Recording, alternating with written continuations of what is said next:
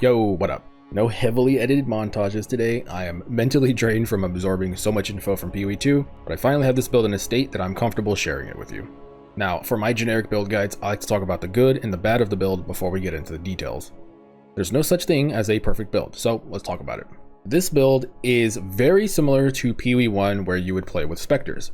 They do all the heavy lifting, you just focus on dodging and just, well, dodge rolling. That's it. Very straightforward. Bossing is what it's primarily good at. For clear, it is fine. It's straight up down the middle. It makes up for its lack of clear speed in its single target, obliteration, but no matter what you do, you can't make minion AI just work better.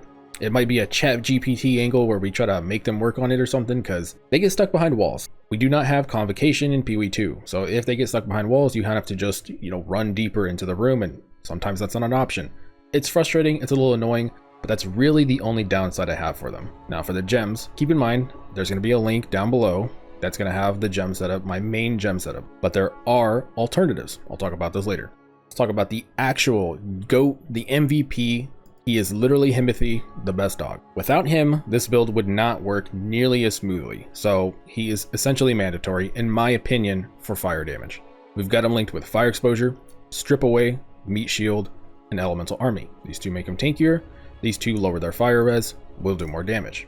Skeletal Arsonist, the first 6 link, Raging Spirits would be second. Martial Tempo, Immolate, Last Gasp, Scatter Shot, Fire Infusion. Here's the deal, these two, mandatory. Last Gasp, Scatter Shot. You can take out Last Gasp for bosses. Maybe you put in Conk Effect, maybe a different damage support, but for mapping, keep this in. Trust me, just keep it in, man. It's not worth taking out. They will die way too much. They will be way too unreliable. The last thing I'll say about these guys, they are attack based. You need minion accuracy somewhere either on the tree or on gems. Figure it out. You're gonna need a little bit of accuracy at some point. They're not spellcasters. Raging Spirits. I have another video that explains how Raging Spirits works. Just go check that one out. Feeding Frenzy, Minion Mastery, Infernal Legion, and Minion Instability. You have to run the minion instability version if you want to have, in my case, 16,000 ES topped off permanently. You can run the normal on-hit version. So here's the difference between the two. With minion instability, obviously we have our ES stacked, but our minions are squishier. We don't have res here, we don't have res here. If you want your minions to be a little bit tankier, you can take those res nodes, and then you would essentially just drop minion instability and Infernal Legion and just put in some damage links, +1, borrow, maybe some links from here. There's a ton of different options you can roll with them, but I recommend you run this version for now because Grim Feast is overpowered as hell. This may get nerfed later on. We'll see. For now, it works, so just turn the other way and just play with it. Pain Offering, Ablation, Font of Rage, Font of Blood. Font of Blood is definitely, I would say, mandatory because we lose HP when we cast it, but Font of Blood gets us, back and topped off, so good combination. It's almost like they designed this around this, crazy. One thing I'll say about Grim Feast is that you can run Clarity with it if you are struggling with mana. Personally, I was not, so I did not. Flammability, Heightened Curse, Focused Curse, Persistence. You can take out Persistence for Inspiration, or obviously you can, 5-link it if you're having mana issues. This costs a ton of mana. Just half my mana is gone if I cast it. Depending on your mana situation, feel free to swap them out. Blink.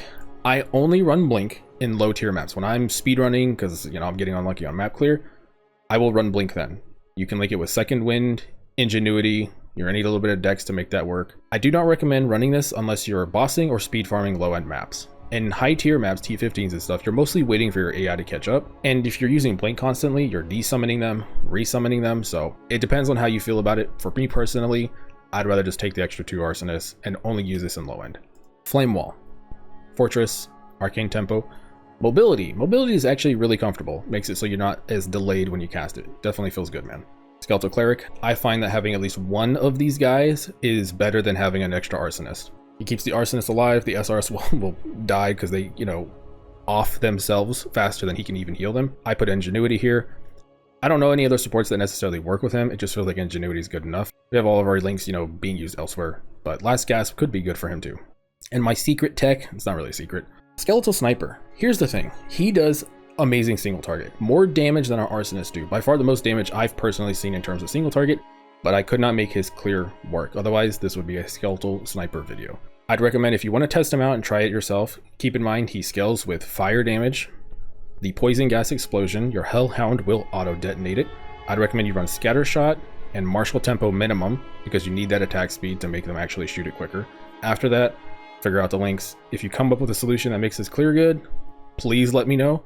Otherwise, keep this in the back of your mind. For gear, I am not perfect gear. I need a +1 on this weapon, but obviously my damage is good enough. The helmet is fine, a little bit more ES would be preferable. The shield, you definitely want block chance. I'd recommend like 38% at least block chance on it, but res is difficult to cap out, so feel free to just go for res if you need to. My amulet is insane. Spirit I would recommend, and +1 minion. +1 skills does not work. You need to use +1 minion. So spirit, +1 minion, and then figure it out, get what you want. Probably one of the best amulets in the game right now. I got lucky. I crafted these with essences. I'm not going to go over that right now. I will make a video on that hopefully when I have some more energy and time. But you do not need prefixes with HP. You cannot roll energy shield on rings. So, you know, you just try res is the best thing you can go for. Chaos res is mandatory for our build. So figure it out. Self-crafted this with essences. I would recommend you get like 700 ES with 2 reses. 800 sounds good. It makes the rest of the gearing a nightmare. I'd recommend that you get at least 1 high res, like 28%, or 2 reses. It definitely makes your build a lot easier if you do that. Gloves, not good. I need to get more ES on these. Boots, same thing, not good. Just get more ES on these.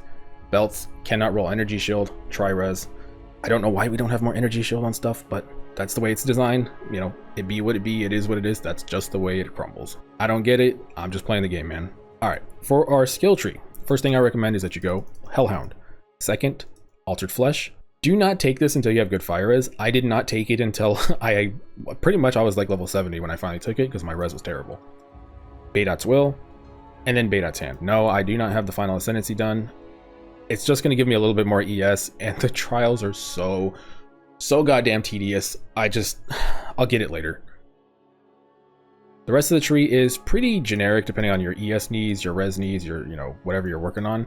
Feel free to maneuver it. I found that a couple people were doing this pathing, and it makes sense to me because you get an extra jewel socket, but you could streamline it and go here and just drop this wheel, especially if you wanted more block.